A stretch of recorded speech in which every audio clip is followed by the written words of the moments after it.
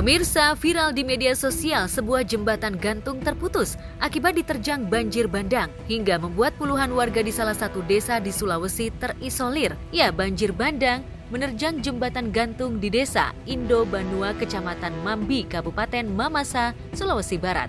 Akibat jembatan terputus, akibatnya warga yang berada di desa tersebut terisolir. Diketahui jembatan tersebut menjadi akses satu-satunya warga saat hendak keluar dan masuk kampung.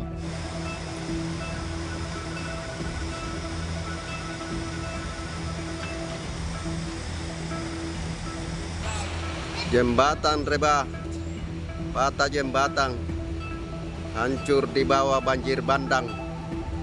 Jembatan Palado, jembatan gantung Palado hancur di bawah banjir bandang akibat banjir bandang.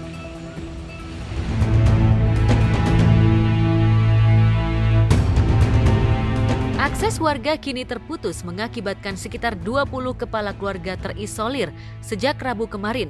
Sejumlah warga yang ingin melintas terlihat terpaksa bergantungan di atas tali jembatan agar bisa melintas.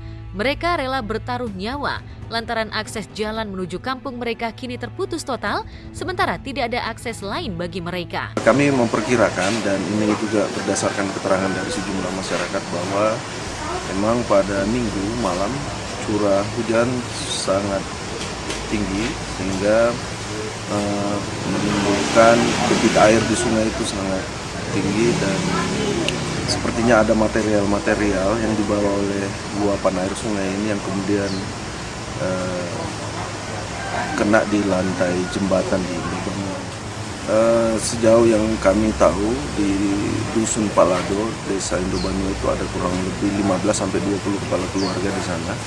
Di TRC kami akan mengumpulkan data realnya supaya kita bisa melakukan kajian dan pengambilan keputusan yang tepat bagaimana segera menangani kondisi masyarakat yang ada di sana.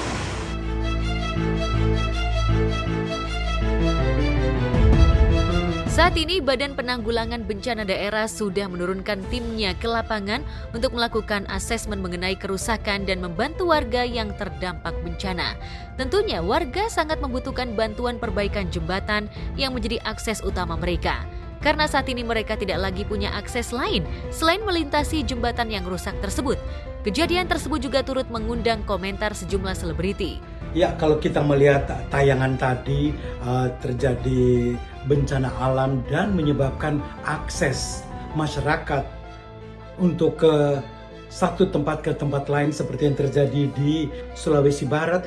Saya rasa ini tugasnya kita semua, terutama perangkat yang ada di daerah. Mungkin kepala desa, camat, bupati, mereka sekarang harus mulai mendata daerah-daerah rawan bencana, fasilitas-fasilitas yang infrastruktur yang rentan terhadap bencana karena hujan intensitas mulai tinggi. Sekarang sudah Desember, nanti Januari dan Februari curah hujan makin lebih tinggi dan itu bencana alam makin lebih banyak. Turut prihatin ya atas kejadian bencana alam yang menimpa saudara kita di di sana. Harapan saya semoga bantuan dari pemerintah langsung terjun ke sana memberikan bantuan makanan, pakaian, karena bagaimanapun di sana itu mungkin mereka akan susah mendapatkan kebutuhan mereka sehari-hari. Petugas ataupun pejabat-pejabat yang ada di daerah mulai mendata daerah-daerah rawan bencana dan fasilitas-fasilitas umum yang rawan terkena bencana. Ya, seperti jembatan, jalan raya, dan juga akses-akses yang lain yang berisiko tinggi yang bisa menyebabkan putusnya hubungan antara satu wilayah dengan wilayah lainnya.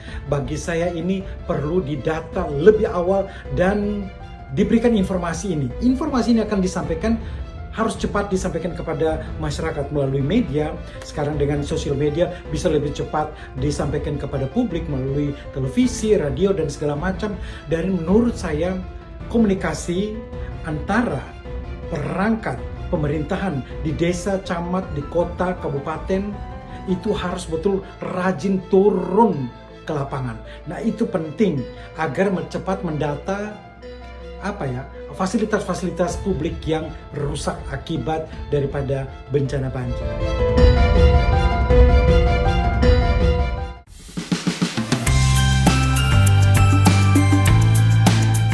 Sementara itu, aksi Sarwendah ngedance di TikTok mendapat hujatan dari netizen.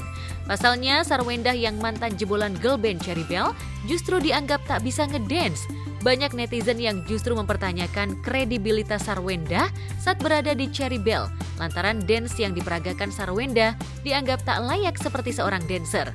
Lantas, apa tanggapan Sarwendah perihal dirinya dibully netizen?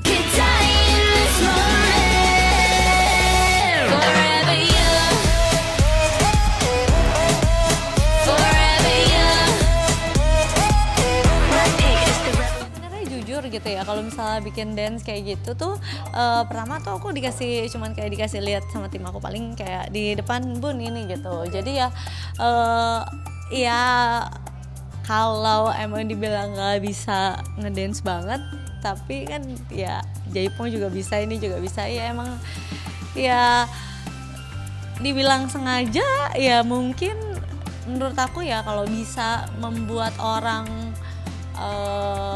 ketawa tanpa merugikan siapapun, kenapa enggak gitu ya. Jangankan ngedance, gue masak cumi aja gue dihujat, jelas-jelas tuh cumi mateng ya kan, bilang ntar itu juga kalau yang kayak gitu-gitu tuh aku lebih taunya dari tim gitu loh, dari tim yang ini gitu. Jadi aku tuh lumayan jarang melihat komen sebenarnya orang ya hampir enggak. Kalau ngurusin anak, habis ngurusin anak mewarnai, aku ngelukis, main game ya kan.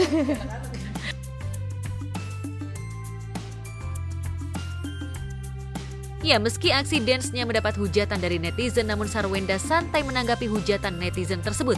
Pasalnya, Sarwendah seolah sudah terbiasa dengan bulian netizen terhadap dirinya. Sarwendah pun tak mau ambil pusing. Perihal kredibilitasnya sebagai mantan personil Cherry Bell diragukan. Istri Ruben Onsu ini justru mengaku dirinya sejak kecil sudah terbiasa dengan dunia tari. Sarwendah pun sudah menguasai tari jaipong. Oh, jaipong? Oh, jaipong ya. Jadi menurut kalian kalau aku ada jaipong terus aku bisa dance atau enggak? Ya jawab sendiri aja deh, capek. Ya cumi aja, dibilang kagak mateng ya udahlah.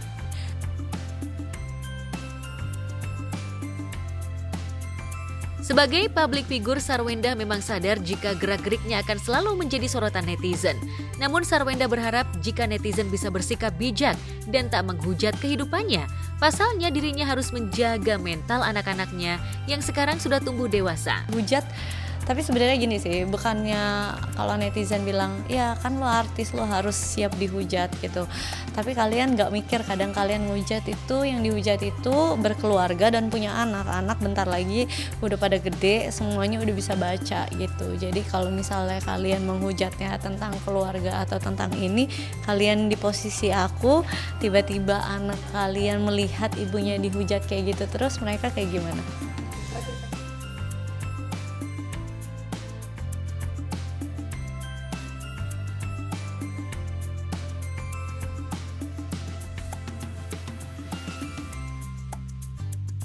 Pemirsa, RCTI sukses menggelar ajang bergengsi dalam industri musik tanah air Indonesian Music Award 2023 dengan meriah. Sederet selebriti dan musisi tanah air ternama seperti The Changcuters, Happy Asmara, Rizky Febian hingga Mahalini tampil dengan performa terbaiknya.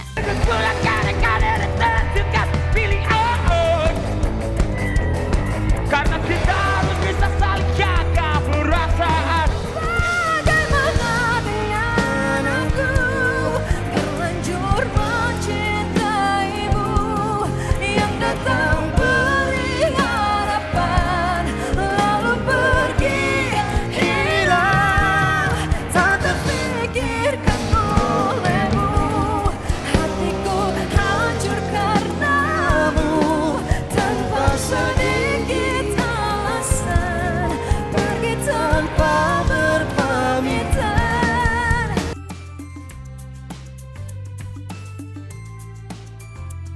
Tak hanya itu, Torik Halilintar, Rizky Bilar, Aldi Taher, Puji An hingga El Rumi akan didapuk untuk membacakan sejumlah nominasi, di antaranya kategori Female Singer of the Year hingga kategori Nada Sambung Pribadi of the Year.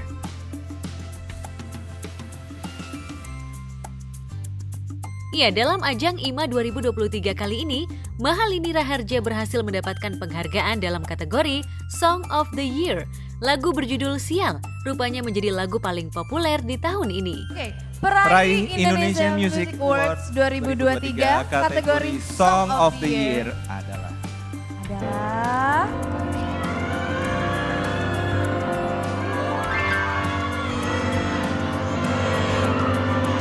Oke.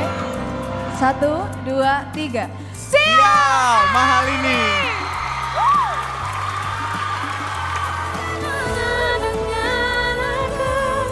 Terlanjur yang datang dari harapan lalu pergi. Oh, thank you so much semuanya. Terima kasih banyak untuk Mains. Terima kasih banyak semuanya. Dan terutama terima kasih banyak buat Langit Music, Indonesian Music Award tentunya, dan semua yang ada di sini yang udah support aku, Star Media Nusantara, keluarga aku Hits Record, ada Iki juga di situ. So thank you so much semuanya. Terima kasih banyak. Semoga ini bisa jadi karya kedepannya lagi. Thank you.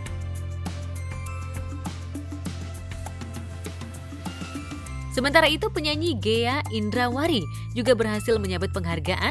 Lagu ciptaannya yang berjudul Jiwa Yang Bersedih membuat Ghea berhasil membawa pulang penghargaan di IMA 2023 kali ini dalam kategori Songwriter of the Year. Peraih Indonesian Music Awards 2023 kategori Songwriter of the Year adalah Jeng, siapa ya? Oh, oke, siap mas? 1, 2, 3. Ghea Indrawari, Jiwa Yang Bersedih. Selamat. Assalamualaikum warahmatullahi wabarakatuh.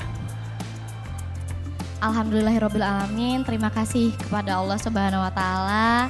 Terima kasih Langit Musik, terima kasih Indonesian Music Awards. Terima kasih kepada Star Media Nusantara dan Hits Records. Terima kasih untuk seluruh masyarakat yang sudah mendukung saya di kategori ini. Terima kasih banyak untuk tim saya yang pastinya The Gay Boys dan juga Girlways. Thank you so much sudah ada sampai di sini sampai hari ini, dan mendapatkan penghargaan di kategori ini adalah sebuah motivasi untuk saya untuk bisa terus menulis, dan saya harap semoga apa yang saya tulis nanti bisa menjadi teman dan kekuatan untuk semua yang mendengarkan. Terima kasih, maju terus musik Indonesia.